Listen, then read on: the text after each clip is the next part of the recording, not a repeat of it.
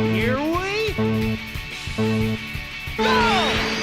Hello everyone and welcome to Rooftop Run. This one isn't all that hard, but we do need to make sure we take one optional path here at the very start, otherwise our whole strategy will be blown off. This path right here, we need it. Because without it we won't have enough rings for our boosting strategy to work out long term.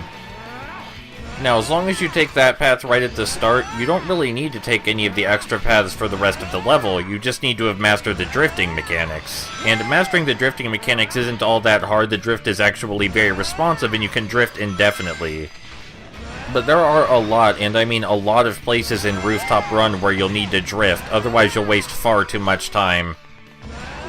But aside from that, and that optional pathway I recommended you take at the beginning, from this point on we're basically just going to do what we did for the day stage in Apados, which is boost whenever there's a straight area. In other words, for the most part, it's totally okay to fuck up a bunch. The only other optional pathway I would consider mildly important is this one right here with the zipline, but it's very easy to get to, so you shouldn't stress out over it. The reason this one is important is because we have to do some rather slow platforming if we miss it. The platforming would involve multiple ledges, and multiple ledges are bad in this game because there's no quick way to get over them. If you try to boost, you'll end up smacking your face into one. Using that stomp, by the way, that we gained in, I believe it was the Cool Edge stage back in Halaska, that's a really good idea to land faster and be able to boost as soon as you touch the ground. Otherwise, Sonic may land too slowly. And we're about to be introduced to a new mechanic right now, wall jumping. You need to wait until Sonic touches the wall and is planted firmly on it before you press X again. Just smashing X will end up making you fall. Don't feel too bad if you fuck up a wall jump, because sometimes the wall jump can take you to an area that actually takes longer than the alternative. Not all optional pathways are good ones, but we'll get more into that later when it's more relevant. But for now, I think you can see the level design for Rooftop Run in Spagonia is fairly straightforward. And we're in the final stretch right now. We hop across these couple of clock towers, and then we're at the boss of the level.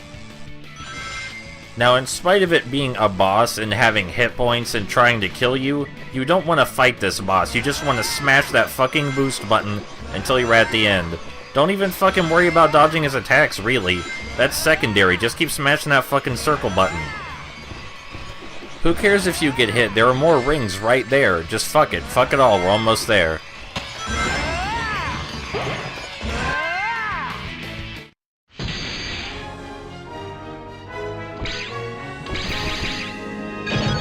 No problem.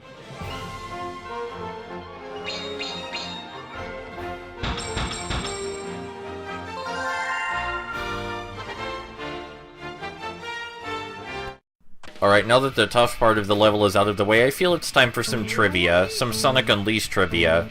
In the 7th gen version of Sonic Unleashed, you can actually level up regular Sonic's abilities just like Werehog Sonic's abilities. You even get a stat screen to do it with. And I thought that was a rather interesting mechanic. I can understand why they didn't implement it for this one, because leveling up wasn't really a huge focus here. But the 7th gen version of Sonic Unleashed really wanted to include an RPG-style progression in addition to the normal Sonic action game mechanics. And I think it worked out well, but the reception toward it has been incredibly mixed, as with all things Sonic-related.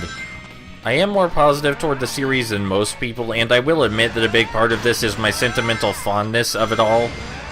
But a lot of the games are genuinely very good and well-designed, and they get a bad reputation because of this awkward stigma we have around the series that started sometime after Sonic Heroes. No problem.